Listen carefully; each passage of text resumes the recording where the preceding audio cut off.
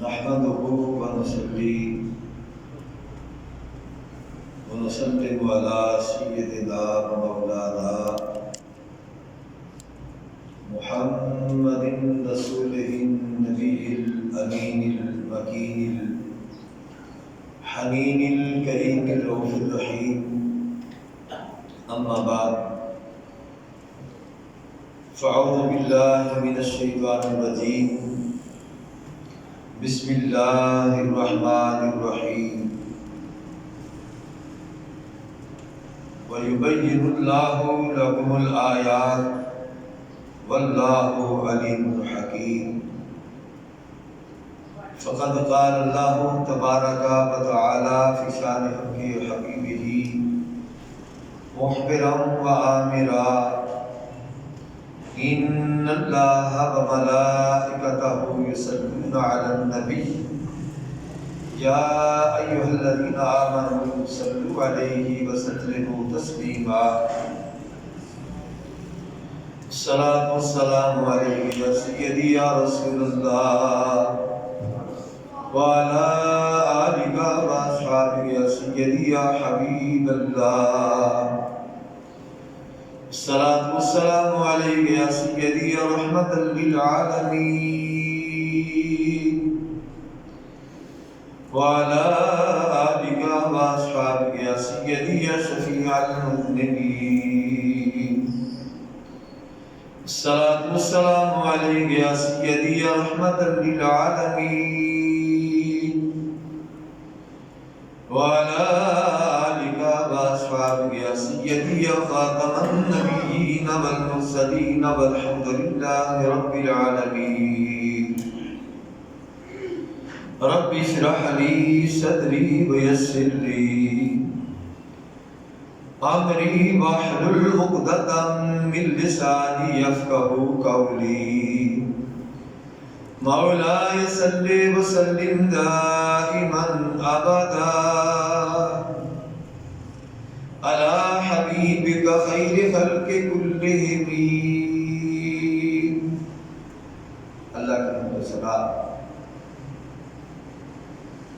حضور تاجدار کائنات، فخر موجودات، فخر آدم و بنی آدم صلی اللہ علیہ وآلہ وسلم کی بارگاہ عالیہ کے اندر ہدیہ درود و سلام عرض کرنے کے بعد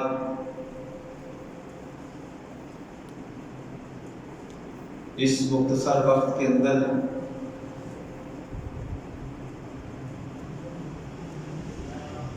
حضرت شقیق بلخی رحمۃ اللہ تعالی علیہ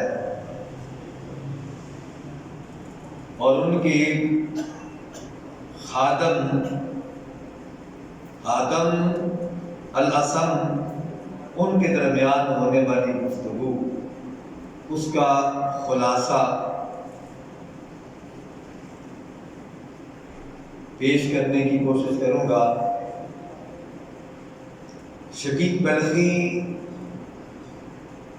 کون تھے؟ ایک اللہ کے بہت بڑے پروردگا ولی اللہ تھے. بلخ کے رہنے والے تھے، یعنی افغانستان کے اندر بلخ شہر ہے، وہاں کے آپ رہنے والے تھے.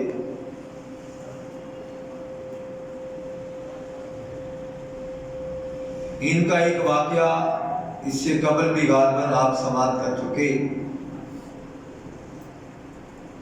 کہ آپ نے حج کے لیے کچھ پیسے جمع کر رکھے تھے، دوست احباب کے ساتھ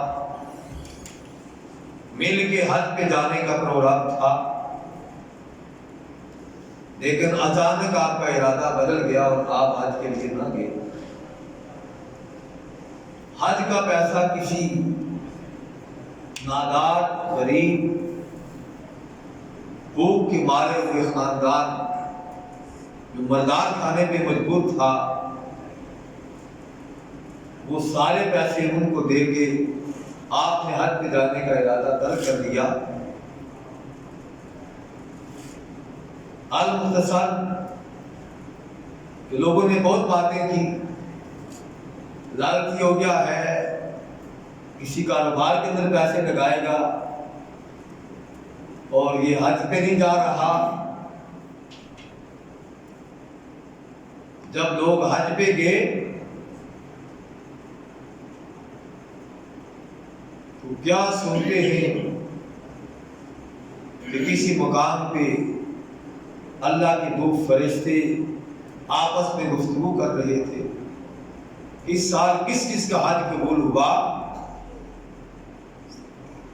تو دوسرے نے کہا اس سال اللہ کریم نے شقیق بلخی کے سبب سے اللہ نے سب کے حج کو قبول کر دیا۔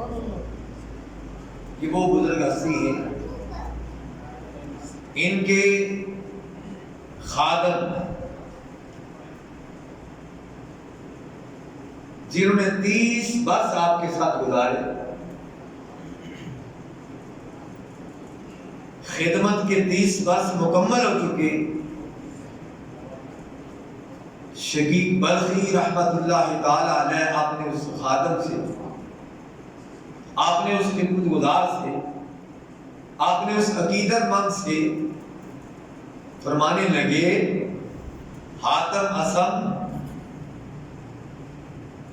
ذرا یہ تو بتاؤ کہ آپ نے ہمارے ساتھ 30 برس گزارے، 23 سال تو نے خدمت کی ہے، بتاؤ اس خدمت کے عرصے میں کیا پایا، کیا حاصل کیا، کیا فائدہ ہوا؟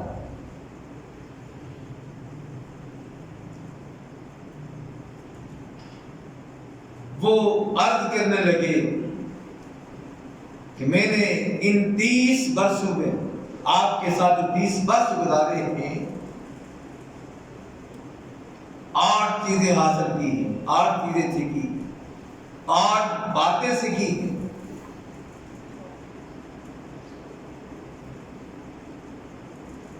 آپ عرض کرتے ہیں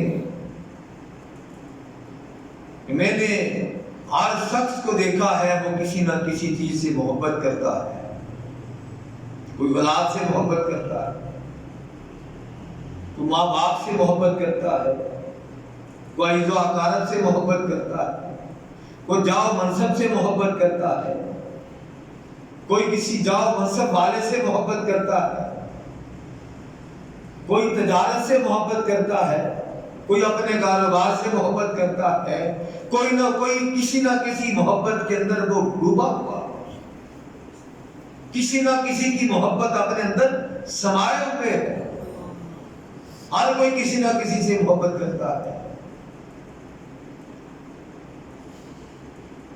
اور جب میں نے یہ سب کچھ دیکھا، میں نے دیکھا کہ یہ ساری محبتیں ایک وقت آتا ہے ساتھ چھوڑ دیتی ہیں،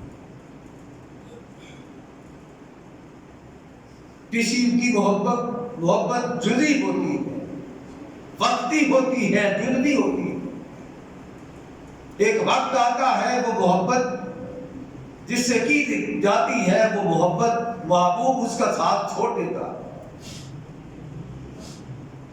پھر کچھ عرصے بعد کسی اور چیز سے محبت کرتا ہے، وہ ایک وقت کے ساتھ ہو کہ اس کا ساتھ چھوڑ دیتا ہے۔ حتیٰ کہ میں نے دیکھا کہ یہ محبت، کسی کی محبت اتنی زیادہ ہوتی ہے کہ وہ اسے قبر کی دیوار تک لے جاتی ہے، بس قبر پہ اترنے کی دیر ہوتی ہے، وہ محبت بھی اس کا ساتھ چھوڑ دیتی ہے۔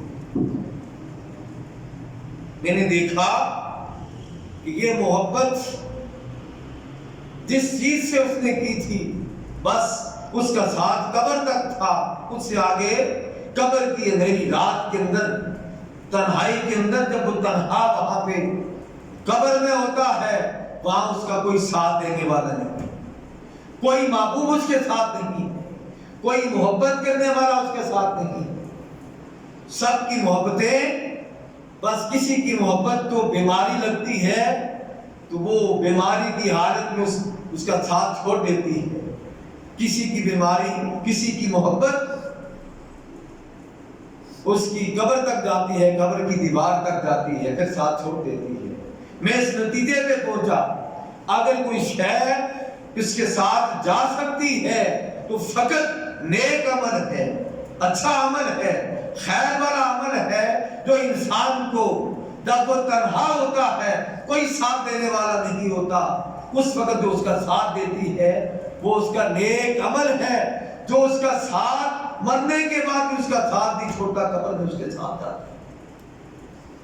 وہ فرماتے ہیں میں اس نتیجے پہ پہنچا کہ یہ وہ محبت ہے جو ہمیشہ اس کا ساتھ دیتی ہے، قبر میں بھی ساتھ ہے، حشر میں بھی ساتھ ہے، کہ جب وہاں پہ حشر کے میدان کے اندر حساب و کتاب ہوگا، نیک عمل اس کے آگے سامنے کھڑا ہو جائے گا، حساب و کتاب کے وقت اللہ سے عرض کرے گا میں اس کا نیک عمل ہوں جو یہ کر کے آیا۔ میں اس نتیجے کو پہنچا آپ کے ساتھ رہنے کا فائدہ یہ ہوا کہ ساری محبتیں آتی ہیں، بس نیک اعمال جو ہیں وہ ہمیشہ ہمیشہ کا اس کا ساتھ ہے۔ پھر آپ ارشاد فرماتے ہیں کہ نیک اعمال جو ہیں، اعمال صالح جو ہیں وہ کیا ہیں؟ وہ سچائی ہے۔ نیک اعمال کیا ہے؟ وہ سچائی ہے، وہ عفت ہے، وہ پاک دامنی ہے، وہ بھلائی ہے، وہ خیر ہے، وہ نماز ہے، وہ روزہ ہے، وہ صدقات و خیرات ہے۔ یعنی یہ وہ اعمال ہیں، نماز بھی بندے کے ساتھ جاتی ہے، بھلائی کسی کے ساتھ کی وہ بھلائی کی ہوئی اس کے ساتھ جاتی ہے، نماز پڑھی جو فقط مولا کے لیے تھی، کسی کو دکھانے کے لیے تھی، رب کو راضی کرنے کے لیے تھی۔ لوگ سو جاتے تھے، وہ رات کو اٹھ کے وہ اپنے مولا کو منایا کرتا تھا کہ باری تعالیٰ تو راضی ہو گیا، تو راضی ہو گیا تو سب کام بن گیا، سب کچھ مل گیا، اگر تو ناراض ہو گیا سب کچھ مل کے بھی کچھ نہ ملا، کامیاب ہو کے بھی ناکام رہا۔ اگر تو راضی ہو گیا تو دنیا کہ نظروں کے اندر میں اگر ناکام رہا، ناکام ہو کر بھی کامیاب ہو گیا، اس لیے کہ مولا تو راضی ہو گیا۔ یعنی وہ فرماتے ہیں آپ کے ساتھ رہنے کے سبق میں نے کیا سیکھا ہے؟ سچائی سیکھی ہے، سچ بولنا سیکھا ہے، حلال کھانا سیکھا ہے، حرام سے بچنا سیکھا ہے، پاک دامنی سیکھی ہے، دوسروں کے ساتھ بھلائی کرنا سیکھا ہے، اور جب روزہ رکھنا دشوار ہو اس وقت روزہ رکھنا سیکھا ہے، نماز پڑھنا سیکھا ہے۔ وہ فرماتے ہیں پھر اس سے بڑھ کر انسان ہر شخص جو ہے کسی نہ کسی رنگ کے اندر بظاہر وہ نظر نہ بھی آئے تو وہ اپنی خاص کی پیروی کر رہا ہوتا ہے۔ ہر شخص اپنے نفس کی خواہشات کی پیروی کرتا ہے۔ میں اس نتیجے پہ پہنچا، میں نے اپنے مولا سے پوچھا کہ باری تعالیٰ انسان پیروی کرے تو کس چیز کی پیروی کرے؟ کون سی چیز ہے جو انسان کو پیروی کرنے سے اس مقام تک پہنچا دیتی ہے جو مقام اللہ نے اس کے لیے تیار کر رکھا ہے؟ وہ فرماتے ہیں میں نے پھر قرآن پڑھا، اس مقام پہ پہنچا کہ رب کائنات فرماتا ہے وَأَمَّا مَنْ خَافَ مَقَامَ رَبِّهِ وَنَهَى النَّفْسَ عَنِ الْهَوَىٰ، کہ جو اپنے رب کے حضور کھڑے ہونے سے ڈر گیا، میں نے اپنے حصے کا جواب دینا، چاہے وہ برا کام ہے، چاہے وہ برائی ہے، چاہے وہ غیبت ہے، چاہے وہ چغلی ہے، چاہے وہ حسد ہے، چاہے وہ کسی کا مال غصب کرنا ہے، چاہے وہ کوئی بھی بات ہے جس کا تعلق دوسرے کے ساتھ ہے، اس کا مجھے جواب دہ ہونا پڑے گا۔ وہ ڈرا اپنے رب کی بارگاہ میں کھڑے ہونے سے، اس دن سے یعنی قیامت کے دن سے جو انسان ڈر گیا کسی کی غیبت کرتے ہوئے کہ بندے تو غیبت کر رہا ہے، کیا تجھے اللہ کا خوف نہیں ہے؟ اللہ کی بارگاہ میں تو نے جانا نہیں ہے؟ اللہ کے حضور جواب دے نہیں سنا تو نے؟ تو کسی کا مال غصب کر رہا ہے، کیا اس مال کا تو حساب نہیں دے گا؟ جب فوراً یہ بات سامنے آئی کہ تو نے اپنے رب کے حضور جواب دہ ہونا ہے، اپنے رب کے حضور کھڑا ہونا ہے، وہ ڈر گیا، خوف زدہ ہو گیا، خائف ہو گیا، اللہ کا خوف اس کے اندر آ گیا۔ اللہ کریم نے کیا فرمایا کہ جو شخص اللہ کے حضور کھڑے ہونے سے ڈر گیا، اللہ کیا کہتا ہے اس کے لیے؟ کیا ہے کہ جنت المأوا، اس کا ٹھکانہ جنت ہے، جنت اس سے مل گئی۔ یعنی جو اپنے رب کے حضور کھڑا ہونے سے ڈرا، اللہ کریم نے اس کے لیے اس کا ٹھکانہ جنت کو بنا دیا ہے۔ ہم سمجھتے ہیں کہ جنت کوئی عام چیز ہے، جو مرضی کرتے پھرے ہم جنت کو پا لیں گے، نہیں، جنت اس سے ملے گی جو ہر وقت پھونک پھونک کے قدم رکھتا ہے، کوئی بات کرنے سے پہلے سوچتا ہے کہ میں نے یہ جو بات کی ہے اسے میرا رب ناراض تو نہیں ہو رہا، یہ جو بات میں نے کی ہے کسی کا حق تو نہیں تلف ہو رہا، کسی کے ساتھ زیادتی تو نہیں ہو رہی۔ جو اس بات سے ڈر گیا، اللہ کریم کیا کہتا ہے؟ یعنی وہ بار بار بات کر رہے تھے، اپنی بات کو دہراتے تھے، پھر قرآن کی آیت پڑھتے تھے۔ حضرت حاتم اصم شقیق بلخی کی بارگاہ میں عرض کر رہے ہیں، آپ کے پاس رہنے کا فائدہ کیا ہوا ہے؟ آپ کی صحبت سے مجھے فائدہ کیا ہوا؟ کیا ملا ہے آپ کی صحبت میں؟ 30 سال گزارے ہیں، ان 30 سالوں میں مجھے کیا ملا ہے؟ یعنی یہ بابر یہ کرا رہے تھے، ہمارے لیے تنبیہ یہ تھی کہ اگر تم کچھ پانا چاہتے ہو تو پھر اپنے نفس کی پیروی کرنا چھوڑ دو، خواہشات نفس کی پیروی کو ترک کر دو، کیا ہوگا؟ کامیاب ہو جاؤ، بابرات ہو جاؤ۔ تو بات کرتے ہیں میں نے کیا کیا کہ قرآن کی آیت جب میں نے یہ پڑھی کہ جو شخص اپنے رب کے حضور کھڑا ہونے سے ڈرتا ہے اس کے لیے کیا ہے؟ جنت المأوا ہے۔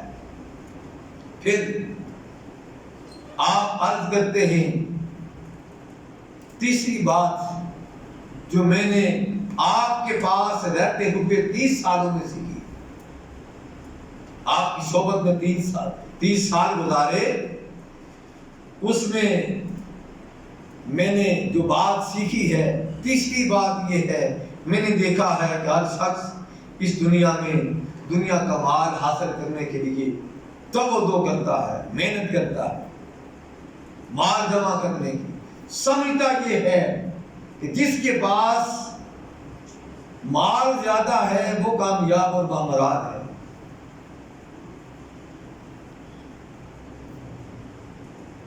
جو جتنا زیادہ مال جمع کر لے گا اسی قدر اس کی عمر لمبی ہو جائے، زیادہ عمر گزارے گا۔ آپ فرماتے ہیں میں نے غور کیا، اپنے رب سے پوچھا کہ باری تعالیٰ ماجرا کیا ہے؟ کیا جو مال و متاع جمع کرتا ہے نہیں تمیز کرتا حلال کی، نہیں تمیز کرتا حرام کی، جیسے کیسے مال آتا ہے وہ حاصل کرتا رہتا ہے۔ وہ مال جو جمع کرتا ہے سمجھتا ہے کہ یہ میری زندگی کا راز ہے، زندگی سے بڑھ جائے گی، مال و متاع جمع کر لوں گا، فلاح پا جاؤں گا، کامیاب ہو جاؤں گا۔ وہ فرماتے ہیں میں نے پھر اپنے مولا سے پوچھا کہ باری تعالیٰ تو ہی بتا کہ ماجرا کیا ہے؟ اللہ کریم نے فرمایا ما عندکم بقدر وما عند اللہ باق، جو کچھ تیرے پاس ہے وہ ختم ہونے والا ہے، اس سے بقا نہیں ہے، فنا ہے۔ بقا اس سے ہے جو تیرے رب کے پاس ہے۔ بقا چاہتا ہے تو پھر رب کا بندہ بن جا، بقا اسی کے اندر ہے، کامیابی اسی کے اندر ہے کہ تو تیرے لیے جو تیرے مقدر کے اندر ہے، جو رب نے لکھ دیا ہے، دنیا کی کوئی طاقت اسے ختم نہیں کر سکتی، چھین نہیں سکتی۔ تیرے لیے تیرے رب نے جو مقدر کر دیا ہے وہ تجھے مل کر رہے گا، اور یہ چاہتا ہے باقی رہنا چاہتا ہے، بقا چاہتا ہے۔ تو پھر کیا ہے کہ باقی وہی ہے جو رب کے پاس ہے، بس اسی کی تمنا کر جو رب کے پاس ہے، جو رب نے تیرے لیے لکھ دیا ہے، بس وہ تجھے مل کر رہے گا، تو کامیاب ہو جائے گا، فلاح پا جائے گا۔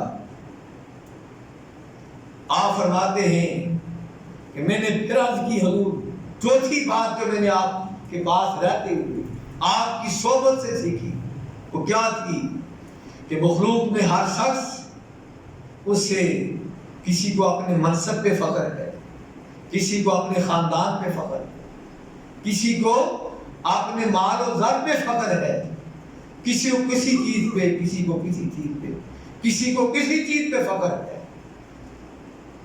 وہ سمجھتا ہے میرا خاندان بڑا ہے اس لیے میری عزت بھی زیادہ ہے، وہ سمجھتا ہے میرے پاس منصب ہے، اس منصب کی وجہ سے میری عزت زیادہ ہے، وہ سمجھتا ہے میں اچھی جاب پہ ہوں یہ عزت ہے، وہ سمجھتا ہے مال و دولت یہ میری عزت کا راز ہے۔ نہیں بندے، اس کے اندر عزت نہیں ہے، عزت وہ ہے جو رب نے لکھ دی ہے، جو رب نے فرمایا ہے۔ وہ فرماتے ہیں پھر میں نے اپنے رب سے پوچھا کہ مولا پھر عزت ہے کس کے اندر؟ اگر دولت کے اندر بھی عزت نہیں، جاؤ منصب کے اندر عزت نہیں، اقتدار کے بھی اندر عزت نہیں، مال و دولت کے اندر بھی عزت نہیں، عائد و عقارت کے اندر بھی عزت نہیں، بڑے خاندان کے ساتھ اگر عزت نہیں تو پھر عزت ہے کیا؟ میں نے اپنے رب سے پوچھا، مولا سے پوچھا کہ باری تعالیٰ تو ہی ارشاد فرما۔ آواز آئی بندے اگر عزت چاہتا ہے، اللہ کا اعلان یہ ہے اِنَّ أَكْرَمَكُمْ عِندَ اللَّهِ أَتْقَاكُمْ، اللہ فرماتا ہے سب سے بڑا عزت والا اللہ کے نزدیک وہ ہے جو سب سے زیادہ متقی، جو سب سے زیادہ تقوی والا ہے۔ تو جتنا بڑا متقی ہوتا جائے گا، جتنا بڑا تقوی اختیار کرے گا، جتنا وہ اللہ کی منہیات سے رکتا جائے گا، اپنے آپ کو روکتا جائے گا، اللہ تعالیٰ کے منع کردہ چیزوں سے رک جائے گا، سمجھ لو کہ اسی قدر عزت پاتا جائے گا۔ اللہ کے نزدیک عزت اسی کی ہے۔ یہ منصب کی عزت عارضی ہے، دولت کی عزت عارضی ہے، جاب کی عزت عارضی ہے، یہ منصب کی عزت عارضی ہے، یہ خاندان کی عزت عارضی ہے، یہ ساری ہے عارضی ہے۔ اگر دائمی چیز چاہتے ہو، دوام چاہتے ہو، بقا چاہتے ہو، تو پھر عزت وہ ہے جو تقوی کے ساتھ ملتی ہے۔ جو جتنا بڑا متقی ہوتا جائے گا اسی قدر اللہ کے نزدیک وہ عزت پاتا جائے گا۔ جو جتنا تقوی سے دور ہوتا جائے گا، منصب بھی اس کے پاس ہے، اقتدار بھی اس کے پاس ہے، دولت بھی اس کے پاس ہے، مال و زر سب کچھ اس کے پاس ہے، لیکن اللہ کے نزدیک وہ عزت والا نہیں، ذلیل ہے، کیونکہ تقویٰ نہیں ہے، اللہ کا خوف نہیں ہے، اللہ کا ڈر نہیں ہے۔ اگر خدا خوفی نہیں ہے، سب کچھ ہونے کے باوجود اللہ کی نظر میں وہ ذلیل ترین ہے۔ عزیز ترین عزت والا وہی ہے جو اللہ سے ڈرتا ہے۔ یہ کون کہہ رہا ہے؟ یہ حضرت حاتم اصم شقیق بلخی کی صحبت میں رہنے کے بعد انہوں نے پوچھا بتاؤ میرے پاس 30 سال گزارے ہیں، کیا پایا ہے، کیا حاصل کیا ہے؟ وہ فرماتے ہیں میں نے یہ حاصل کیا ہے کہ میں نے دیکھا ہے کہ لوگ مختلف چیزوں کے اندر عزت دیکھتے ہیں۔ جب میں نے اللہ سے پوچھا، اللہ نے کہا نہیں بندے، تو غفلت کے اندر ہے، تو غافل ہے، تو بھولا ہوا ہے، عزت چاہتا ہے، تو پھر کیا کر کہ تقوی اختیار کر لے، اپنے اندر خوف خدا پیدا کر لے، مجھ سے محبت کر لے۔ بس جو جتنا تقوی کو اختیار کرتا جائے گا، کسی کی بات کرتے ہوئے اس کی زبان پہلے سوچے جو بات کرنے لگا یہ سچ ہے یہ جھوٹ ہے، یہ حقیقت ہے یہ افطرا ہے، یہ بہتان ترادی ہے یا حقیقت ہے، کہیں ایسا نہ ہو کہ جس کی غیبت کر رہا ہوں، جس کی بات کر رہا ہوں، وہ اس کی نیکیاں بڑھ جائیں، میری نیکیاں کم ہو جائیں، اس کے گناہ کم ہو جائیں، میرے گناہ بڑھ جائیں، اس کی نیکیاں بڑھتی جائیں، میری نیکیاں کم ہوتی جائیں، اس کے گناہ مجھے ملتے جائیں، میری نیکیاں اس سے ملتی جائیں۔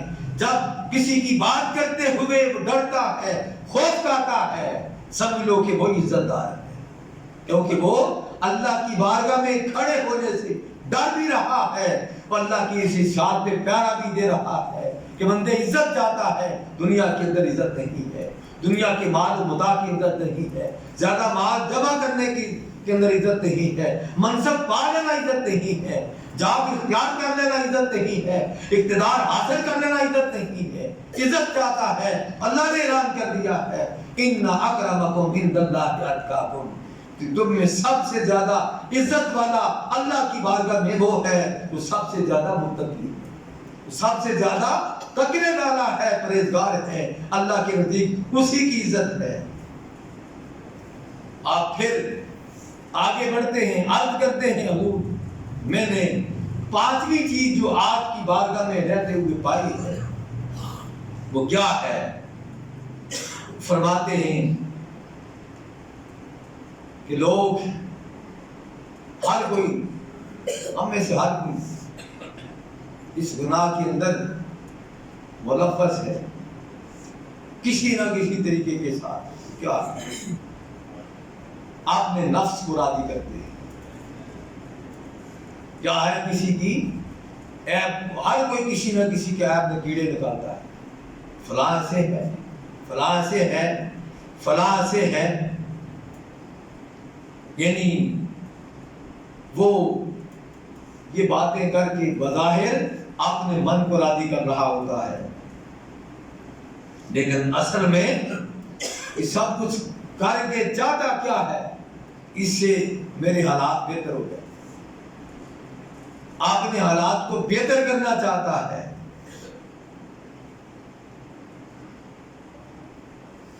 تاکہ میں زیادہ سے زیادہ لوگوں کی توجہ حاصل کروں، لوگوں کا منظور نظر بن جاؤں، مال و دولت مل جائے۔ آپ فرماتے ہیں پھر جب میں نے اس بات کو دیکھا تو فوراً رب کائنات کی بارگاہ میں حاضر ہو گیا کہ باری تعالیٰ تو ہی بتا کہ اس کا حل کیا ہے۔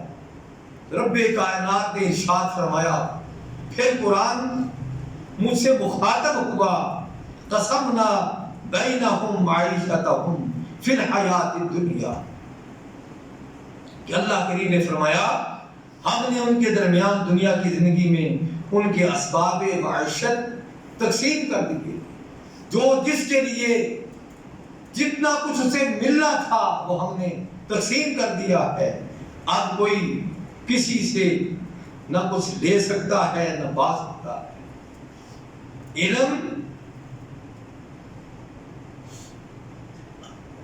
اس کی تقسیم جو اللہ نے فرما دی ہے، اگر وہ اس تقسیم پہ راضی نہیں ہے تو پھر وہ اللہ تعالیٰ کی تقسیم پہ راضی نہیں، جو اللہ کی تقسیم پہ راضی نہیں ہے کیا اللہ اسے راضی ہوگا؟ جو ملا ہے اس پہ اقرار کرو، دوسروں پہ تبصرہ کرنا چھوڑ دو، دوسروں کی عیب جائی کو چھوڑ دو۔ ہم کیا کرتے ہیں؟